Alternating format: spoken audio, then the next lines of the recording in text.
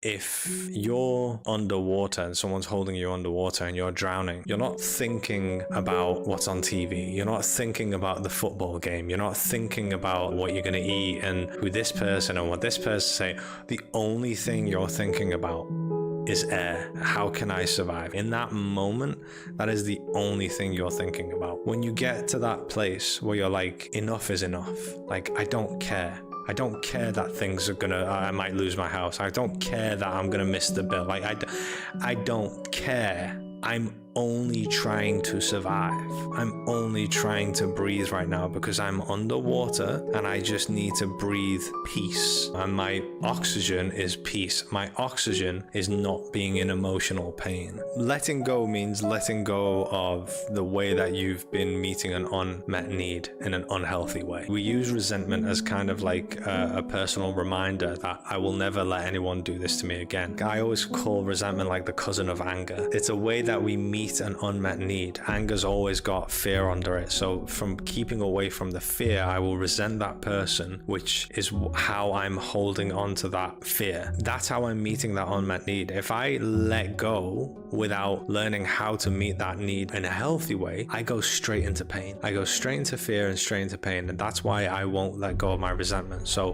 what I need to do is I need to heal the fear under it and learn how to meet that unmet need in a healthier way, which then letting go comes as a byproduct, because then I let go of the unhealthy way because I'm meeting it in a different way. Now, when I do that, my resentment goes because that's what I'm letting go of. And then the outcome of that is I forgive the person because I'm not resenting anymore. That is like letting go on the individual experience level. And then there's like kind of like another level of letting go. So let's say this is just an example. So it's not, it's not accurate necessarily, but it's just to get the understanding. Let's say I have 20 experiences of letting go. I let go of this aspect, this aspect, this aspect, and then eventually I get to a place where like all of these aspects were giving energy to the type of experience that I had with the certain types of people. To let go of that one is to find approval for. We have to find that approval emotionally. So it's not logically. You can't logically work it out. Like, for example, I logically know that I chose to go through the experiences that I did because I came here to do what I'm doing now. I came here to wake people up, to help people heal, to like everything, teach people about reality and everything. And I wouldn't be able to do any of this if I didn't go through that. I logically know that, but that doesn't mean because I logically know it that I've found approval and now I can let go. I have to feel it. So through my healing, I've literally grabbed aspects of myself and I've been like, no, like you are not weak. You are the strongest part of me. You are the armor